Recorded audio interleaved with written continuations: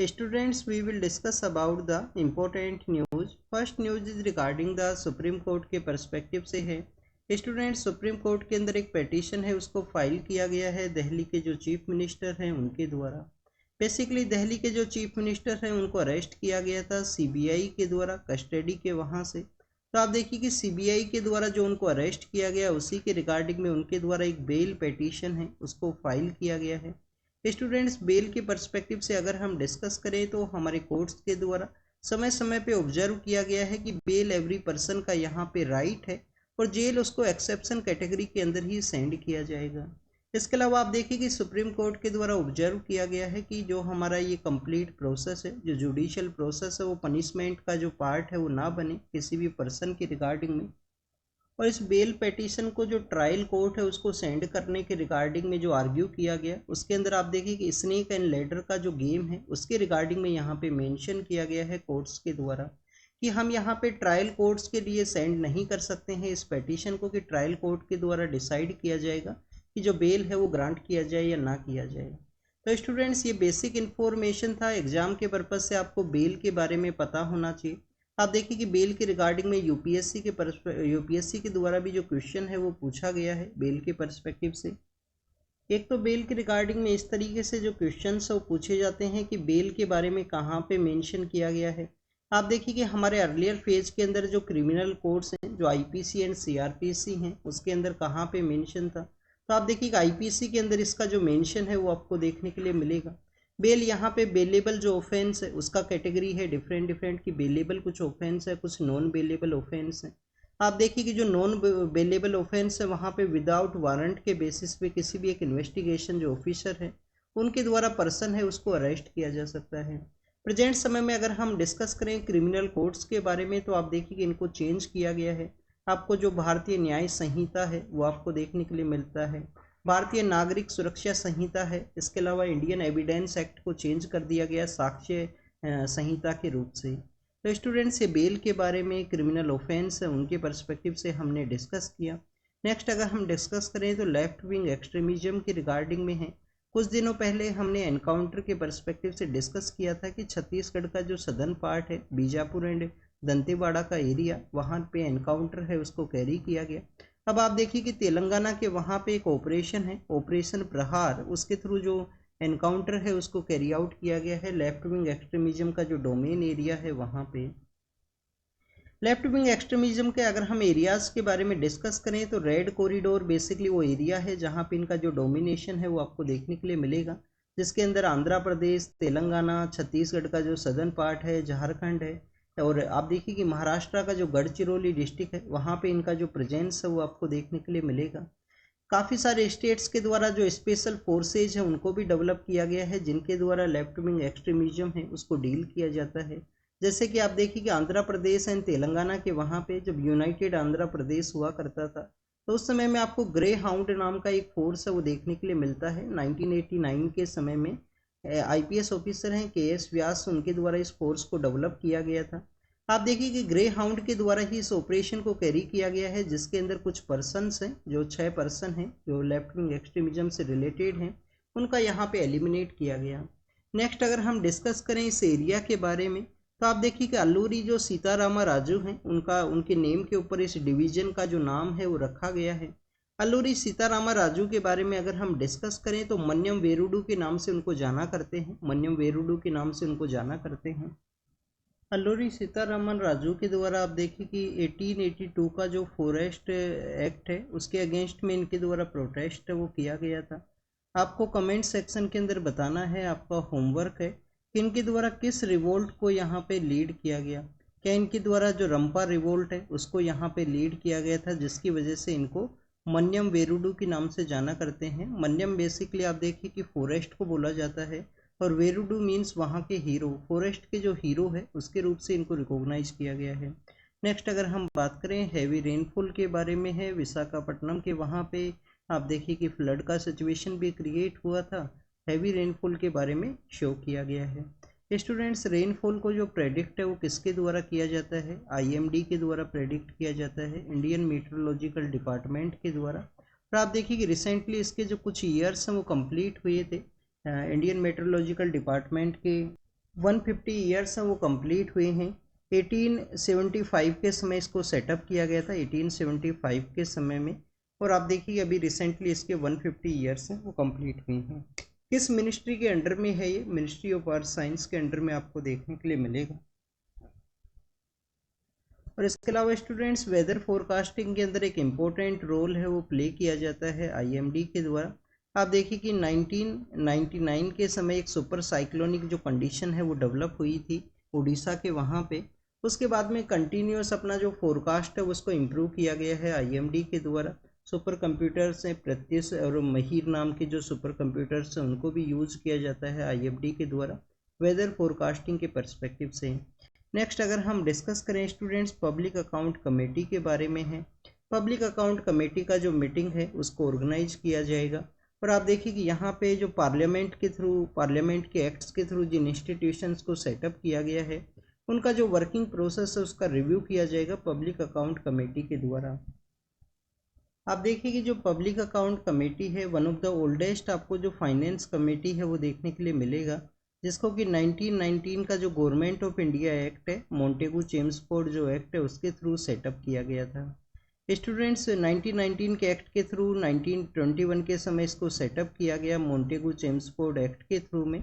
Public account committee के द्वारा जो यहाँ पे जो कैग का जो रिपोर्ट्स हैं उनको एग्जामिन किया जाता है। डिफरेंट सेक्टर्स के रिगार्डिंग में इनका जो एग्जामिनेशन है वो आपको देखने के लिए मिलेगा। पब्लिक अकाउंट कमेटी के जो मेंबर्स हैं उनका जो संख्या है वो कितना है, यहाँ से हम इसको रीड करते हैं। आप देखिए कि पब्लिक अकाउंट टोटल आपको फाइनेंस सेक्टर के अंदर में 3 जो पार्लियामेंट्री कमेटी हैं वो देखने के लिए मिलती हैं। एक आप देखिए कि पब्लिक अकाउंट कमेटी है, एक यहाँ पे एस्टीमेट कमेटी है, एक यहाँ पे एस्टीमेट कमेटी है, और कमेटी ऑन पब्लिक अंडरटेकिंग जो पब्लिक पीएसयू का जो कंपनीज है उनकी रिगार्डिंग में जो आपको कमेटी है वो कमेटी ऑन पब्लिक अंडरटेकिंग है वो देखने के लिए मिलेगा। हमारा जो पब्लिक अकाउंट कमेटी है उसके अंदर में आप देखिए कि 22 मेंबर्स वो हुआ करते हैं। 15 मेंबर्स आपको लोकसभा से देखने के लिए मिलेंगे, 7 मेंबर राज्यसभा से हैं। एस्टीमेट कमेटी के अंदर 30 मेंबर्स हैं वो आपको देखने के लिए मिलेंगे। और आप देखिए कि हमारा जो पब्लिक अंडरटेकिंग का जो कमेटी है उसके मेंबर्स का जो संख्या है वो कितना है, ये आप कमेंट सेक्शन के अंदर बताना, आपका होमवर्क है। स्टूडेंट्स पब्लिक अकाउंट कमेटी के रिगार्डिंग में एक पार्लियामेंट्री कन्वेंशन है उसको भी सेटअप किया गया है कि पब्लिक अकाउंट कमेटी को जो हेड है वो किसके द्वारा किया जाता है, अपोजिशन का जो पॉलिटिकल पार्टी है उनके लीडर के द्वारा इसको हेड किया जाएगा। और आप देखिए कि जो 15 एंड 7 यहाँ पे मेंबर्स हैं, 15 मेंबर्स जो हैं वो लोकसभा से हैं, 7 मेंबर्स यहाँ पे राज्यसभा से हैं। इनका जो टेन्योर है वो 1 ईयर का है पब्लिक अकाउंट कमेटी के वहाँ पे। इनके द्वारा एग्जामिन किया जाएगा पार्लियामेंट्री एक्ट के थ्रू जो इंस्टीट्यूशन सेटअप हुए हैं, जिसके अंदर सेबी भी है, telecom regulatory authority of India है, फी टैरिफ एंड जो यहाँ पे जो चार्जेज लगाए जाते हैं एयरपोर्ट्स के वहाँ पे उसके रिगार्डिंग में भी एग्जामिन किया जाएगा पब्लिक अकाउंट कमेटी के द्वारा। तो कम्प्लीटली जो फाइनेंशियल जो परफॉर्मेंस है फाइनेंशियल सेक्टर के अंदर जो रेगुलेटरीज हैं उनकी रिव्यू को यहाँ पे एग्जामिनेशन होगा इस कमेटी के द्वारा। आप देखिए कि 1967 के समय एक कन्वेंशन डेवलप हुआ था कि अपोजिशन के जो लीडर्स हैं उनके द्वारा इसको हेड किया जाए। नेक्स्ट अगर हम डिस्कस करें हमारे फाइनेंस मिनिस्टर के द्वारा एक स्टेटमेंट दिया गया है कि प्रेजेंट समय में सेंटर और स्टेट में किसी भी तरीके का जो कन्फ्लिक्ट है वो नहीं है जीएसटी के फ्रंट के रिगार्डिंग में। और आप देखिए कि आज ही के न्यूज़पेपर के अंदर में एक वर्टिकल वे में जो फाइनेंशियल डिस्ट्रीब्यूशन है उसके रिगार्डिंग में भी एक आर्टिकल है उसको मेंशन किया गया है। स्टूडेंट्स हमारे कंट्री के अंदर में आपको जो फाइनेंस का जो रिलेशनशिप है यूनियन गवर्नमेंट और स्टेट का वो कम्प्लीटली एसिमेट्रिकल वे के अंदर आपको देखने के लिए मिलता है। आप देखिए कि जो टोटल रिवेन्यू का जो एक्सपेंडिचर है उसके अंदर स्टेट्स का जो 61% जो कंट्रीब्यूशन है वो आपको देखने के लिए मिलेगा। बट अगर हम बात करें रिवेन्यू कलेक्शन के थ्रू जो रिवेन्यू रिसीप्ट है स्टेट्स के द्वारा 38% जो रिवेन्यू है उसको रिसीव किया जाता है। अदर वहाँ पे जो बाकी जो मनी है जो रिवेन्यू है आप देखिए कि उनके द्वारा सेंटर के द्वारा उनको ट्रांसफ़र किया जाएगा, उसके थ्रू उनका जो यूटिलाइजेशन है वो हुआ करता है। यहाँ पे किसी भी तरीके का जो फ्रिक्शन है जीएसटी फ्रंट के रिगार्डिंग में डिनाई किया गया है एफएमएम के द्वारा। और आप देखिए कि आपको जीएसटी काउंसिल के बारे में भी पता होना चाहिए। जीएसटी काउंसिल किस आर्टिकल के थ्रू सेटअप है, आर्टिकल 279A के थ्रू में एज ए कॉन्स्टिट्यूशनल बॉडी के रूप से उसको इस्टेब्लिश किया गया था। हमारे पीएम सर हैं जो आप देखिए कि साउथ ईस्ट एशिया के जो कंट्रीज हैं जिसके अंदर ब्रुनई है, सिंगापुर है, वहाँ पे गए हैं। ब्रुनई के पर्सपेक्टिव से हमने कल के न्यूज़पेपर के अंदर डिस्कस किया था। सिंगापुर के बारे में अगर हम डिस्कस करें, साउथ ईस्ट एशिया के वहाँ पे है। इंडियन पीएम के द्वारा एक्ट ईस्ट इंडिया का जो पॉलिसी है जिसको कि 2014 के समय लॉन्च किया गया था, तो उस फॉरेन पॉलिसी का एक इम्पोर्टेंट पिलर के रूप से बताया गया है सिंगापुर को। आप देखिए कि हमारे जो सुभाष चंद्र बोस हैं उनका भी सिंगापुर से जो रिलेशन है वो आपको देखने के लिए मिलेगा। क्या हमारा जो आज़ाद हिंद फौज है, क्या उनका जो बेस है वो सिंगापुर के अंदर हुआ करता था। स्टूडेंट्स, कल का जो न्यूज़पेपर डिस्कशन है उसके अंदर हमने बैटल ऑफ कोहिमा के बारे में रीड किया था। बैटल ऑफ कोहिमा के बारे में आपको मेंशन किया गया था। और आप देखिए कि हमारा जो इंडियन नेशनल आर्मी है, जो आज़ाद हिंद फौज है, उनके द्वारा कोहिमा के अंदर ही अप्रोच किया गया था और जापानीज एंड ब्रिटिश फोर्सेज के द्वारा वहाँ पे जो बैटल है वो लड़ा गया था 1944 के समय में। 1944 के समय बैटल ऑफ कोहिमा है वो आपको देखने के लिए मिलेगा। उसी बैटल ऑफ कोहिमा के एक पार्ट के अंदर में बैटल ऑफ टेनिस कोर्ट है वो भी आपको देखने के लिए मिलता है। तो स्टूडेंट्स, सिंगापुर के वहाँ पे सुभाष चंद्र बोस का जो रिलेशन है, हमारे जो फ्रीडम फाइटर है, उनको भी यहाँ पे मेंशन किया गया है पीएम सर के द्वारा। सेमीकंडक्टर के सेक्टर के अंदर में जो इम्पोर्टेंट कंट्रीब्यूशन है, थ्रिवेलवर नाम के जो एक इम्पोर्टेंट पर्सन है हमारे संगम लिटरेचर के पर्सपेक्टिव से, तो आप देखिए कि जो थ्रिवेलवर का यहाँ पे एक जो सेंटर है, उस कल्चरल सेंटर है, उसको भी सेटअप किया गया है पीएम सर के द्वारा।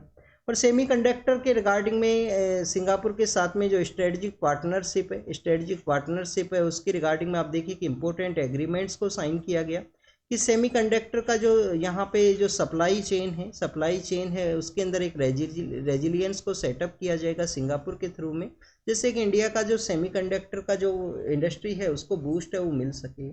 नेक्स्ट अगर हम डिस्कस करें स्टूडेंट्स, राजस्थान के पर्सपेक्टिव से है।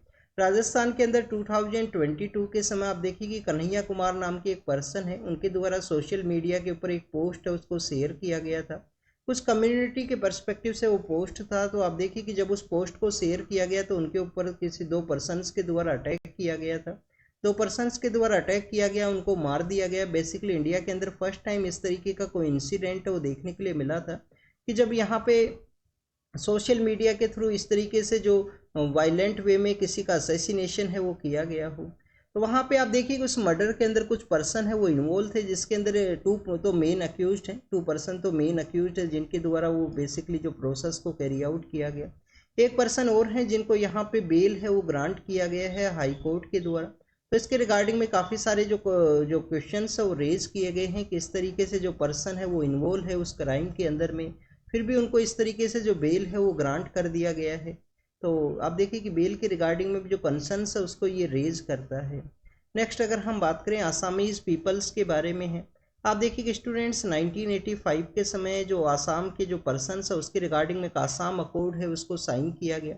आसाम अकॉर्ड का जो क्लोज 6 है, क्लोज 6 के अंदर में आप देखिए कि मेंशन किया गया है वहाँ पे उसकी जो रिकमेंडेशंस है उसके रिगार्डिंग में एक पैनल को कॉन्स्टिट्यूट किया गया था सेंट्रल गवर्नमेंट के द्वारा। उसके कुछ रिकमेंडेशंस है उसको इम्प्लीमेंट करने के बारे में आसाम गवर्नमेंट के द्वारा कहा गया है कि ओरिजिनली जो आसाम की जो पर्सन्स है इलीगल माइग्रेशन को रोकने के रिगार्डिंग में आसामीज पीपल के रिगार्डिंग में जो रिकमेंडेशंस है उनको इम्प्लीमेंट किया जाएगा। होमवर्क आपके लिए यहाँ पे ये है, आप देखिए हमारे एग्जाम के पर्पज़ से आपको इस तरीके से भी रीड करना है। जब भी हम 6 शेड्यूल के बारे में बात करते हैं, कौन कौन से स्टेट्स के 6 शेड्यूल है, आसाम है, मेघालय है, त्रिपुरा है और मिजोरम है। आसाम, मेघालय, त्रिपुरा और मिजोरम।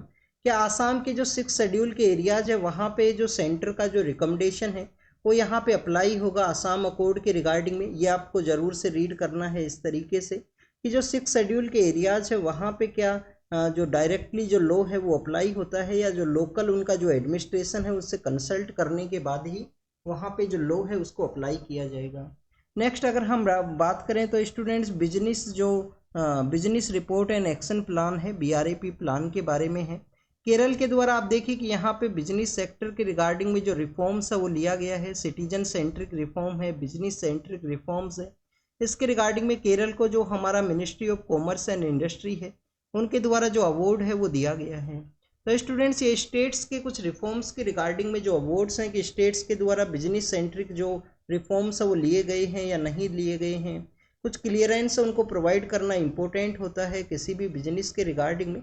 तो बिजनेस को कंडक्ट करने का किस तरीके का एनवायरनमेंट है उसी के रिगार्डिंग में केरल को कुछ अवार्ड हैं वो दिए गए हैं। नेक्स्ट अगर हम बात करें ईज ऑफ डूइंग बिजनेस का जो वहाँ पे जो कॉन्सेप्ट है वो भी काफ़ी सही देखने के लिए मिला है केरल के वहाँ पे। आप देखिए कि ease of doing business report है वो किसके द्वारा निकाला जाता था, वर्ल्ड बैंक के द्वारा। 2021 के समय उस ईज ऑफ डूइंग बिजनेस का जो रिपोर्ट है उसके अंदर कुछ इरेगुलरिटीज हैं, डाटा का जो मैनिपुलेशन है वो देखने के लिए मिला कुछ कंट्रीज के वहाँ पे। उसके बाद में आप देखिए कि वर्ल्ड बैंक के द्वारा उस रिपोर्ट को जो डिसकंटिन्यू है वो किया गया है बिजनेस के रिगार्डिंग में। इंडिया के द्वारा ईज ऑफ डूइंग बिजनेस के अंदर काफ़ी अच्छा जो रैंकिंग है उसको इम्प्रूव किया गया था। नेक्स्ट अगर हम बात करें स्टूडेंट्स, हमारा जो नेशनल फूड सिक्योरिटी एक्ट है जब उसको इम्प्लीमेंट किया गया तो आप देखिए कि नेशनल फूड सिक्योरिटी एक्ट का जो डिस्ट्रीब्यूशन है वो यहाँ पे पब्लिक डिस्ट्रीब्यूशन का जो शॉप्स हैं, पीडीएस का जो शॉप्स हैं उसी के थ्रू यहाँ पे अलाउ किया गया।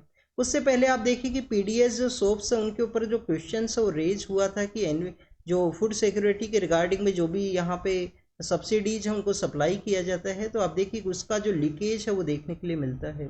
But students, national food security act आपको 2013 के समय देखने के लिए मिलेगा। उससे पहले के जो 10 ईयर्स के रिगार्डिंग में अगर हम एग्जामिन करें तो आप देखिए कि फूड सिक्योरिटी जो पीडीएस शॉप्स हैं उनके द्वारा लीकेज है उसको रिड्यूस किया गया था। अब यहाँ पे लीकेज के ही रिड्यूस के बारे में है कंप्लीट इन्फॉर्मेशन। 41.7% जो लीकेज है उसको रिड्यूस किया गया। कंटिन्यूस क्यों किया गया यहाँ पे, पीडीएस कॉन्सेप्ट के थ्रू ही। एक तो आप देखिए कि लीकेज का जो रिडक्शन का जो प्रोसेस है वो देखने के लिए मिला है। सेकंड, हमारा जो पीडीएस का एक नेटवर्क है जो आपको हर एक वार्ड के रिगार्डिंग में, हर एक स्मॉल प्लेस के ऊपर में डिस्ट्रीब्यूशन के रिगार्डिंग में जो गवर्नमेंट का जो सब्सिडी है उसके रिगार्डिंग में एक इम्पोर्टेंट इंस्टीट्यूशन आपको देखने के लिए मिलता है। फिर भी आप देखिए कि काफ़ी सारे जो करप्शन के जो चार्जेस हैं, करप्शन के जो केसेज हैं वो सामने आते हैं पीडीएस शॉप्स के वहाँ से भी।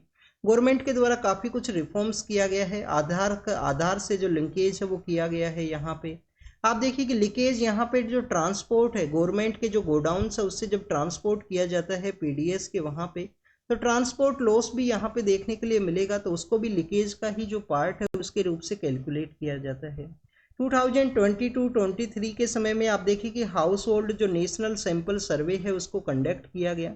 उसके अंदर बताया गया है कि हमारा जो पीडीएस शॉप से जो लीकेज का जो कॉन्सेप्ट है, जो फूड का जो लीकेज का जो कॉन्सेप्ट है जिसको आइडेंटिफाई नहीं किया जाता है गवर्नमेंट के द्वारा, तो सपोज कीजिए 100% जो फूड है वो सेंड किया गया। बट यहाँ पे जो डिस्ट्रीब्यूशन है वो सपोज कीजिए कि 80% ही डिस्ट्रीब्यूशन है, तो 20% जो फूड है उसका लीकेज हुआ कि इसका जो लॉस है वो कहाँ पे हुआ है। ट्रांसपोर्ट के अंदर आप देखिए कि 10% है, बाकी जो 10% है हो सकता है यहाँ पे करप्शन के पर्सपेक्टिव से कोई लीकेज हुआ हो, तो उसी लीकेज प्रोसेस के बारे में यहाँ पे डिस्कशन है। अगर हम लोगों के यहाँ पे स्टूडेंट्स स्कीम्स के बारे में डिस्कस करें तो आप देखिए कि पीडीएस लीकेज है जो राइस और वीट का जब एफसीआई के द्वारा रिलीज किया जाता है तो कंज्यूमर्स को जो नहीं पहुँचता है, मंथली जो ग्रेन बुलेटिन है उसके थ्रू इसका रिव्यू है वो किया जाता है। प्रेजेंट समय में हमारे कंट्री के जो सिटीजन्स हैं उनको आप देखिए कि नेशनल फूड सिक्योरिटी एक्ट के थ्रू में 5 kg एक पर्सन को जो यहाँ पे अवार्ड है जो ग्रेन्स है वो प्रोवाइड किए जाते हैं मंथली बेसिस पे। प्रायोरिटी जो हाउस होल्ड हैं उनको, अंत्योदय हाउस होल्ड के पर्सपेक्टिव से अगर हम डिस्कस करें तो उनको जो 35 kg पर मंथ के रूप से जो ग्रेन्स है उनको प्रोवाइड किया जाता है।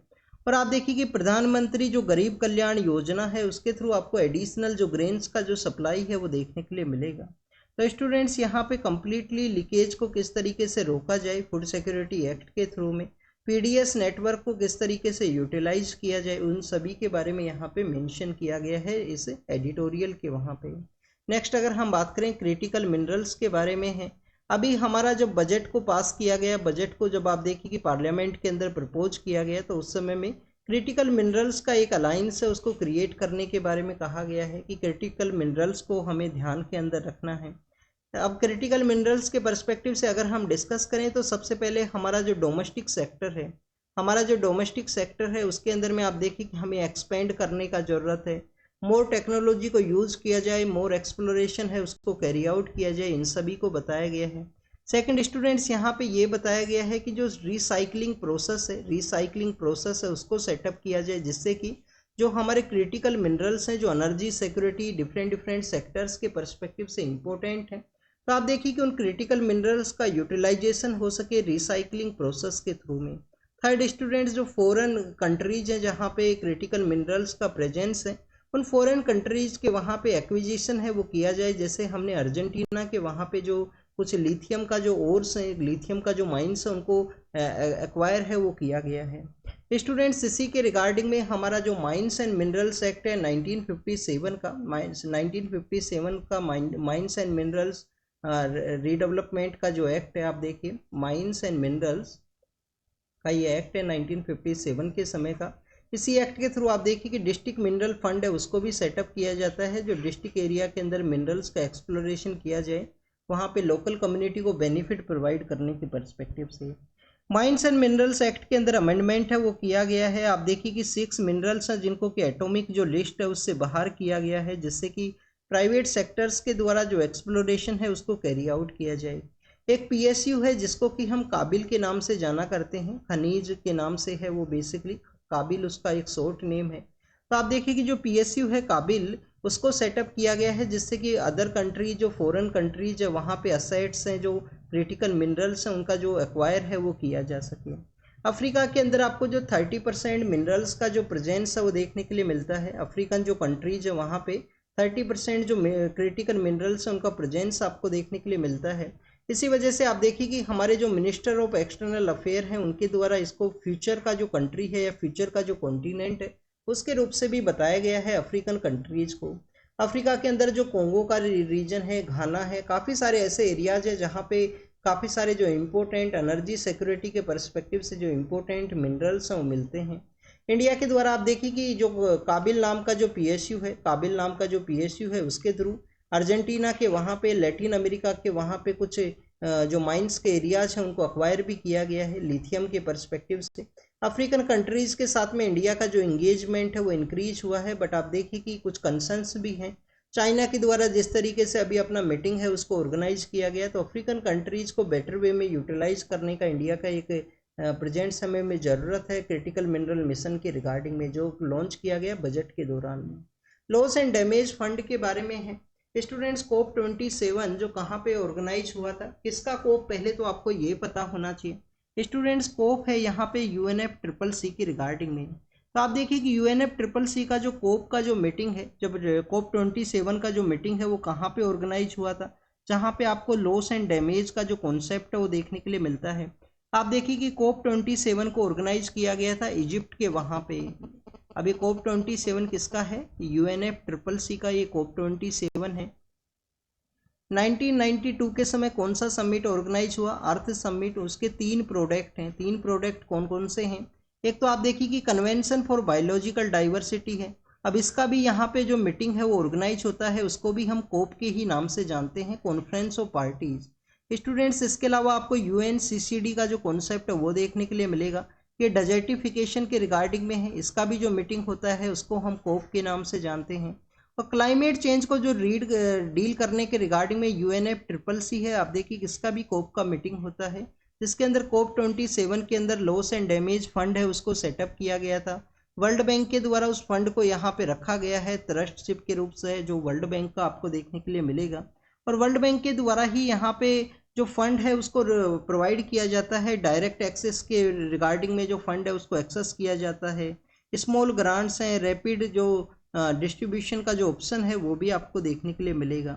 इंडिया के अगर हम रोल के बारे में बात करें तो आप देखिए कि इंडिया हमेशा 56 बिलियन के आसपास जो डैमेज है, वेदर रिलेटेड जो डिजास्टर है उसकी वजह से लास्ट 3 to 4 ईयर्स के अंदर में आप देखिए कि $56 बिलियन का जो डैमेज है वो इंडिया के अंदर में वेदर रिलेटेड डिजास्टर के थ्रू आपको देखने के लिए मिलेगा। नेशनल क्लाइमेट एक्शन का जो अडेप्टेशन प्लान है उसको भी सेटअप किया गया है बजट के थ्रू। लॉस एंड डैमेज के जो डायलॉग्स हैं, कोप का जो मीटिंग्स है उसके अंदर भी इंडिया का जो पार्टिसिपेशन है वो आपको देखने के लिए मिलेगा।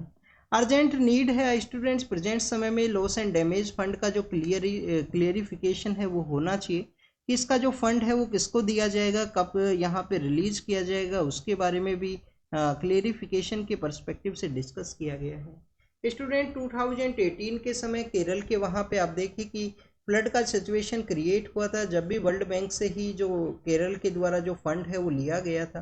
अगर हम बात करें स्टूडेंट प्रेजेंट समय में, आप देखिए कि वायनाड के वहाँ पे जो लैंडस्लाइड का जो सिचुएशन क्रिएट हुआ है, तो उस समय केरल को यहाँ पे फाइनेंस का जो ज़रूरत है लॉस एंड डैमेज फंड के थ्रू, क्या केरल के द्वारा जो डायरेक्टली जो मनी है उसको एक्सेस किया जाता है, उसके बारे में बताया गया है।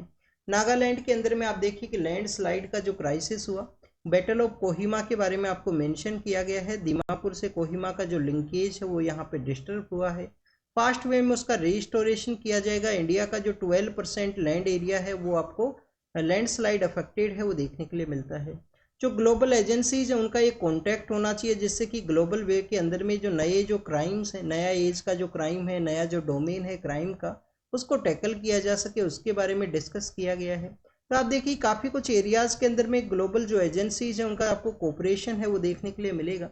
जैसे कि आप देखिए कि हम 5 कंट्रीज़ के बारे में रीड करते हैं, उनके द्वारा 5 अलाइंस है उसको 5 अलाइंस है उसको सेटअप किया गया है। 5 कंट्री कौन कौन से हैं? यूएसए है, यूके है, कनाडा है। आप देखिए कनाडा के द्वारा लेटर फॉर्म में ज्वाइन किया गया था, ऑस्ट्रेलिया एंड न्यूजीलैंड। 5 अलाइंस क्या है? इन 5 कंट्रीज के द्वारा अपना इंटेलिजेंस है उसको शेयर किया जाता है। वर्ल्ड वॉर सेकेंड के समय यूएस एंड यूके के द्वारा इसको सेटअप किया गया था, बाद में अदर कंट्रीज के द्वारा भी ज्वाइन किया गया। तो इसी तरीके से क्लोज जो कॉन्टैक्ट है, अलाइंस है, वो होना चाहिए, जिससे के द्वारा एजेंसीज के द्वारा जो इंटेलिजेंस है उसको शेयर किया जा सके। चाइना के वहाँ पे टाइफून का जो कंडीशन है वो डेवलप हुआ है, तो स्टूडेंट्स उसके रिगार्डिंग में बताया गया है। नेक्स्ट आप देखिए कि यूएस के द्वारा रसिया को अक्यूज है वो माना गया है कि प्रेसिडेंट इलेक्शंस के अंदर उनके द्वारा इंटरवेन है वो ना किया जाए। कंबोडिया को आप देखिए कि कुछ यहाँ पे जो मैरीटाइम सपोर्ट के रिगार्डिंग में या नेवल सपोर्ट के पर्सपेक्टिव से चाइना के द्वारा जो शिप्स है उनको डोनेट किया गया है। यूएस एंड कंबोडिया के जो रिलेशंस है उसके रिगार्डिंग में जो स्ट्रेन है वो यहाँ पे हो सकता है, तो उसके बारे में डिस्कशन है। नेक्स्ट अगर हम डिस्कस करें स्टूडेंट्स, यहाँ पे आप देखिए कि जो यूएस के ही जो न्यूज़ के बारे में मेंशन है, एग्जाम के पर्पज से नहीं इम्पोर्टेंट है। चाइना और आप देखिए कि जो अफ्रीकन कंट्रीज़ के जो चाइना अफ्रीका का जो समिट है वो ऑर्गेनाइज हुआ, तो उसके बारे में मेंशन है। चाइना के द्वारा कुछ इन्वेस्टमेंट के बारे में डिस्कस किया गया है। और फ्रांस के जो पॉलिटिकल लीडर हैं, प्राइम मिनिस्टर हैं, जिनको कि यहाँ पे नॉमिनेट किया गया है, उसके डिस्कशन के बारे में है। तो student this is all the information related to the today's newspaper. आप इसको रीड कीजिए, रिवाइज कीजिए, जो भी इंफॉर्मेशन आपको मिले उसको नोट डाउन कीजिए। Thank you students, thank you very much.